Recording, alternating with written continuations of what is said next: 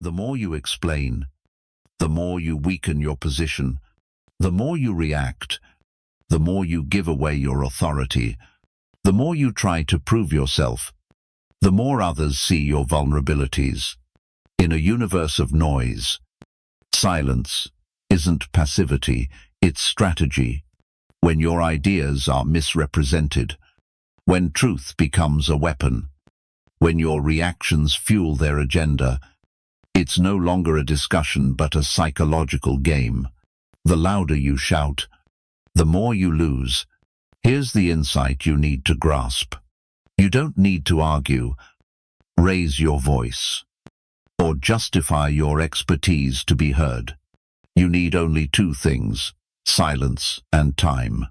When you stop speaking, the universe begins to work. Silence amplifies your presence, and truth, like gravity, always finds its center.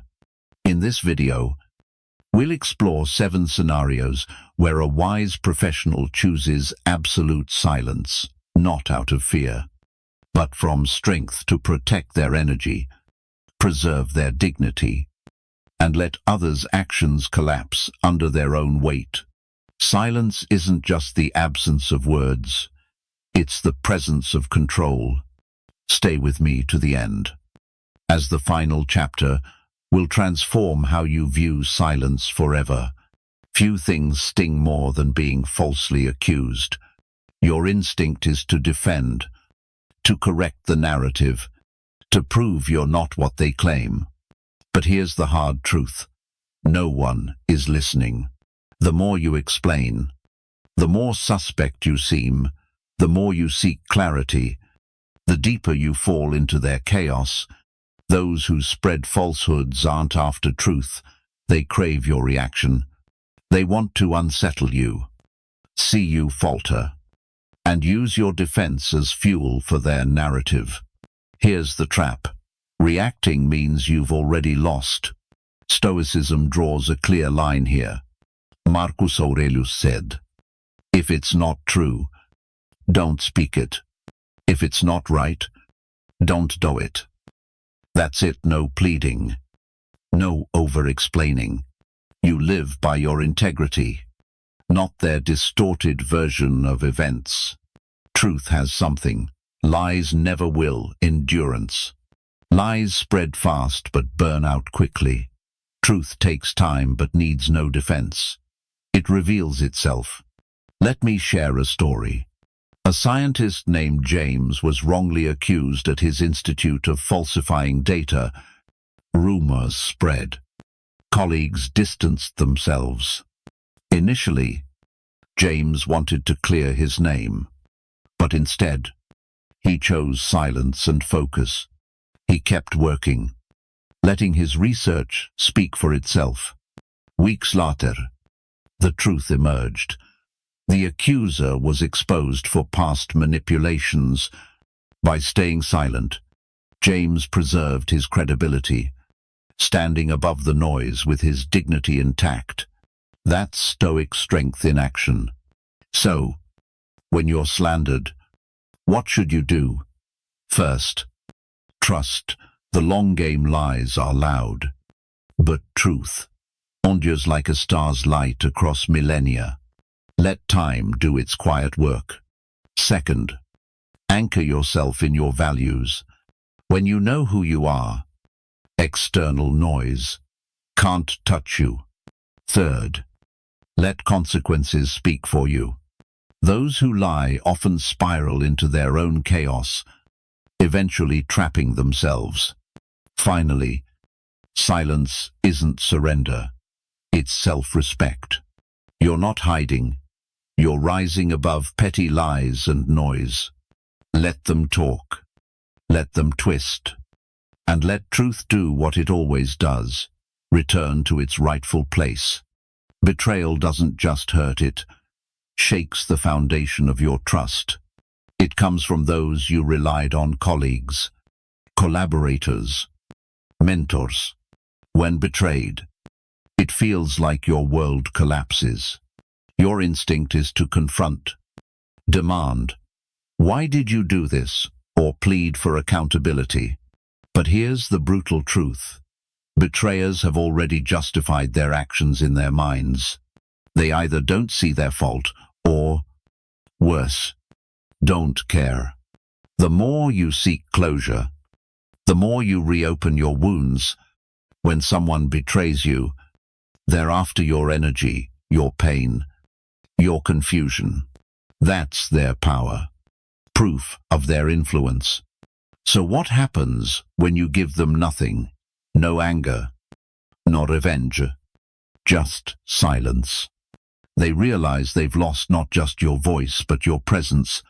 Seneca said, "A gem cannot be polished without friction, nor a person perfected without trials." Betrayal is friction. It's painful but clarifying, revealing who stays and who was never truly there. Let me share another story. A researcher named Sarah had a collaborator of over a decade. They shared ideas, challenges, and breakthroughs. But one day, Sarah discovered her colleague had sabotaged her work, leaking proprietary findings out of envy or insecurity.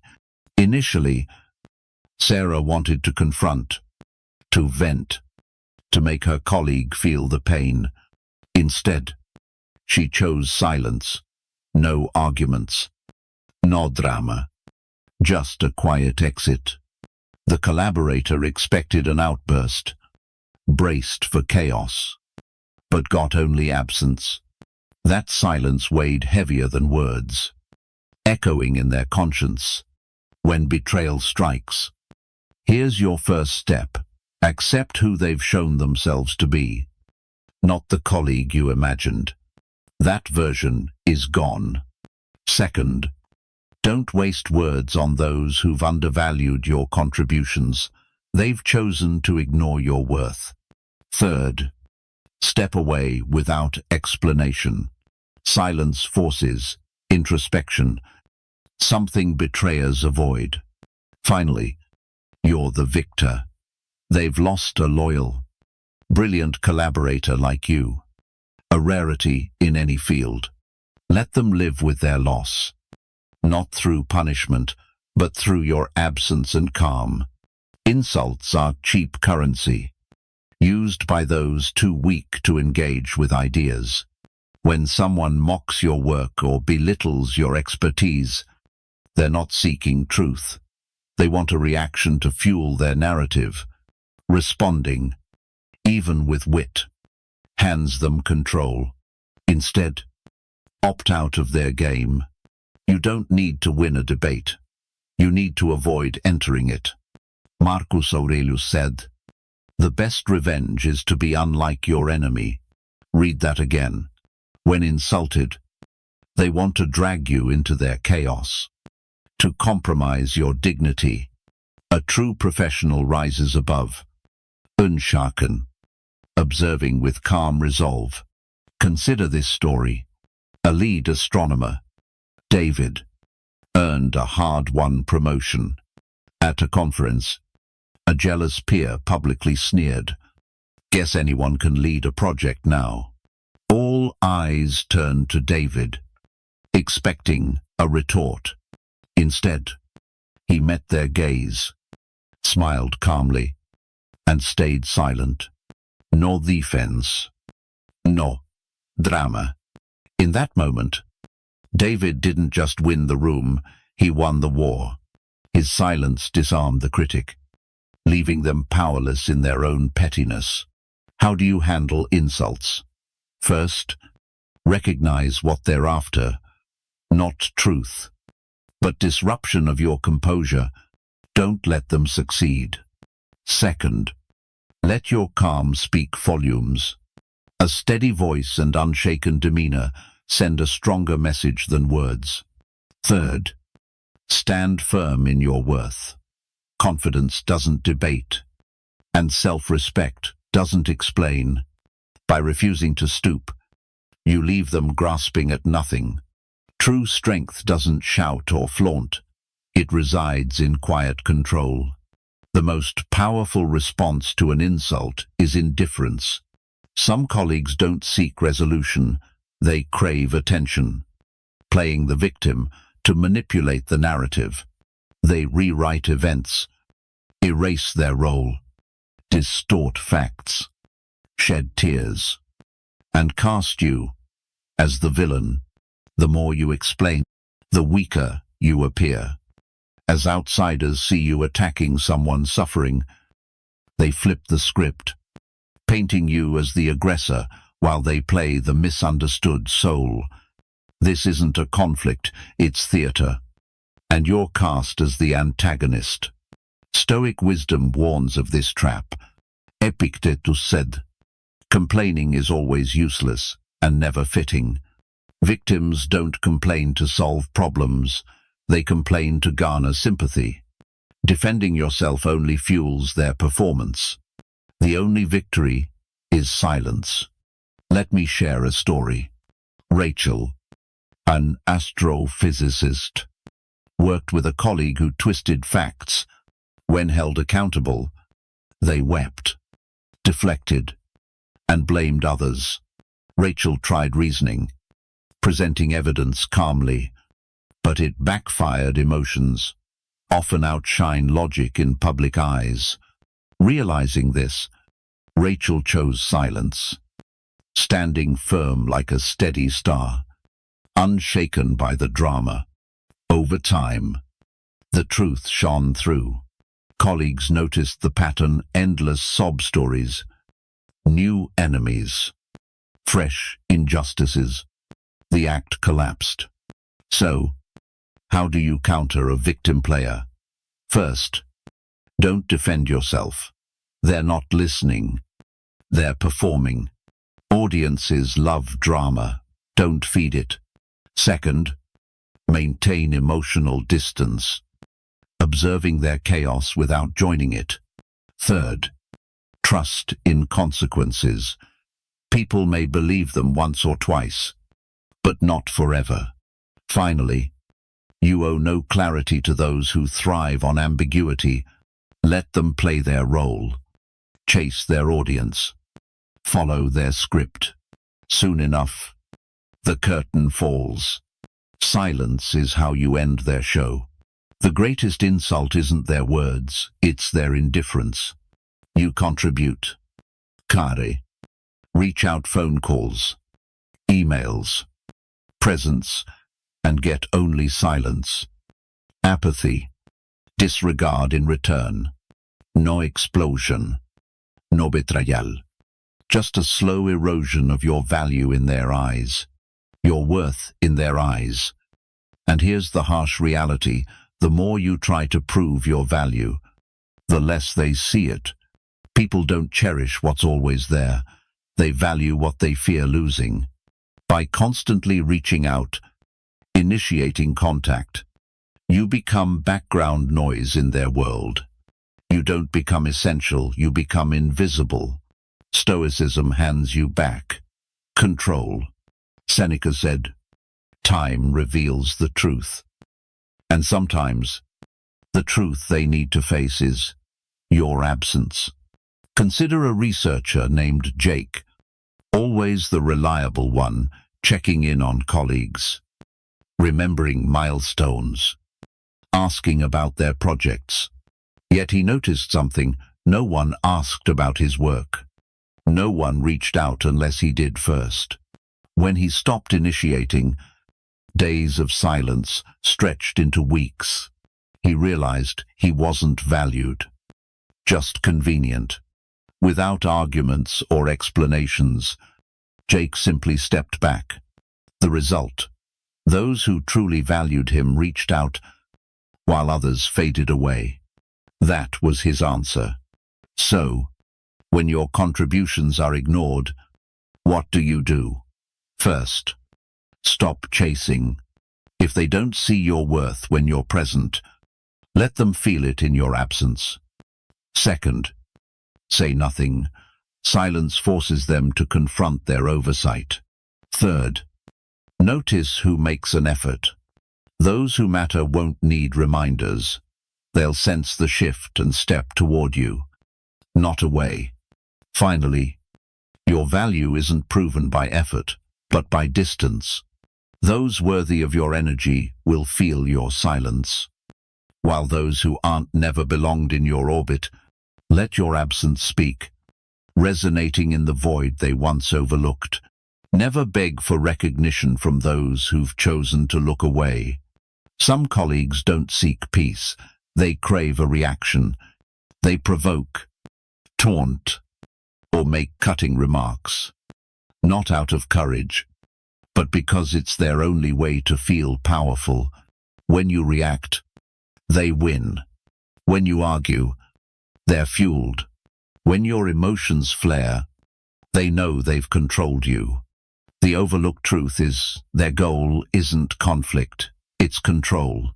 They aim to destabilize you, to make you act on their terms. If they can provoke you, they pull the strings behind a false smile. Stoicism becomes your shield. Marcus Aurelius said, "You have power over your mind, not external events." Realize this, and you'll find strength. That's the essence of self-mastery. You can't stop their provocations, but you can deny them what they want. Most, your reaction. Picture an engineer, Adam, working with a colleague who thrived on chaos. Every meeting brought subtle jabs, sarcastic comments, or veiled insults, calculated to avoid accountability. At first, Adam defended himself, debated, explained, but left each encounter drained. Then he shifted. The next time his colleague provoked him, Adam offered a calm smile, a slight nod, and silence. No glare, no tension, just serene indifference. The result, his colleague faltered, confused, used to sparking fires. They didn't know how to handle a flame that wouldn't ignite. Eventually, they stopped, starved of fuel, their toxic spark extinguished. So, how do you handle provocation? First, spot the pattern. Repetition reveals intent. If someone constantly stirs conflict, it's not personal, it's their tactic. Second, hold your ground emotionally. Don't let their bait pull you off balance. Control your breath, your tone, your presence. Third, let calm be your strength. The less you waver, the more powerless they become. Finally, not every slight deserves your energy, nor every adversary your response. The strongest professional in the room isn't the loudest. It's the one whose silence is armor. Regret is loud. Bu silence, écho loudé. When they overlook you, take you for granted, assume you'll always be there, and then you're gone. Your silence becomes deafening. They miss your insights, your presence, the way you gave more than you took. By then, they've lost, not just you, but a rare brilliance. Your presence was once their cornerstone, until you withdrew. No arguments, no outbursts, juste à départure. At first, they ignored it. Then weeks, months passed with unanswered messages, the echo of a presence they didn't realize they needed until it was gone. They pleaded, apologized, promised change. But Olivia, an astrophysicist, had already healed. Her silence became her freedom, an orbit they could no longer enter. When someone regrets losing you, here's your first move. Don't let them back in easily. If they overlooked your brilliance before, your absence must now be undeniable. Second, resist explaining. Let them bear the weight of their actions without your words to soften it. Third, hold silence, not from spite, but from self-respect. They had their chance and squandered it. Let them face that truth alone. as your silence speaks of wisdom, not punishment. Don't let them return. You owe them no second chance. You owe yourself peace. You don't need to shout to be heard, fight to win, or speak to leave a mark. In a world addicted to noise, silence is a bold act. It's not weakness or surrender. It's the language of those who no longer need external validation. By staying silent, you reclaim power, step out of traps, and let time, truth, and consequences write the story. You don't need to pen. A composed professional doesn't chase approval, beg for closure, or crumble under noise. They step back and let the universe do what it does best, restore balance. So, the next time someone lies, betrays, insults, provokes, or regrets, don't respond. Don't explain. Don't perform. Observe and wait. Consequences don't need your help. They need your silence. If this message resonates, if you find truth in these words, don't just move on. Join Stoic Insights, where strength is silence, wisdom is sharp, and every word endures. If you know someone who needs this perspective, share it with them, or let your silence ripple outward, echoing across their universe.